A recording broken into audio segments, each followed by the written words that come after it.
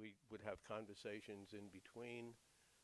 I'd call him quite often if I were, had a question about something or was stuck and said, well, maybe Tom France would know. And we'd have these strange phone conversations. Sometimes they took place in person. There were more non-conversations and conversations because it was like filling in the blanks. Excuse me. I'd say, Tom, that play about, that was a terrible. No, it wasn't as bad. And sentences wouldn't be completed for maybe 10 or 15 minutes. We knew what we were talking about, but anybody listening to these non-conversations would have probably put us in the booby hatch. Something that really stands out about Tom, he never got, I don't think I ever saw him get nasty. Even when he would complain to me about this one or that one at the theater, but he never got really vicious about it.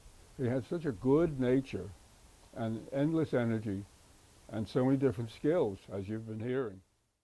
He was just very, very appreciative too. I think a lot of the times he came to see our shows that we would do, even though he didn't know any of the kids in it and whatever. And he was very supportive, and he would always say to them, "You're the next generation of kids. You'll be up here when you're grown up. You'll be coming to do shows in this theater. You'll be a member of the community theater here, and you'll bring your kids to see shows, and you'll say, I was up there in that show. I was on that stage."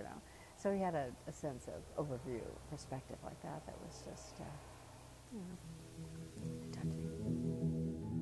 As I went out one morning to take the summer air, lolly-doo-dum, doo-dum, lolly-doo-dum day.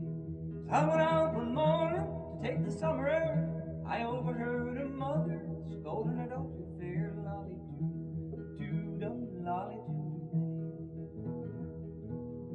day. You'd better go wash them dishes and hush that flattering tongue, lolly-doo-dum, doo-dum, lolly-doo-dum day. You'd better go wash them dishes and hush that flattering tongue. You know that you want to get married and that you are too young, lolly-doo-dum, doo-dum, lolly-doo-dum day.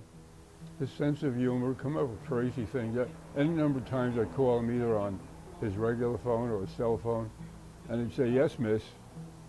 A little way of being demeaning in a nice way. It's like the spirit of the theater. He was all over.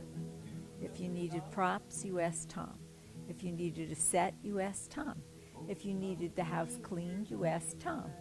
And anytime I did anything, people would say, just ask Tom.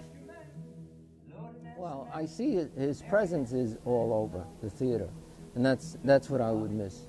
He's always here. You walk into the theater and you know that Tom's influence, Tom's touch is here.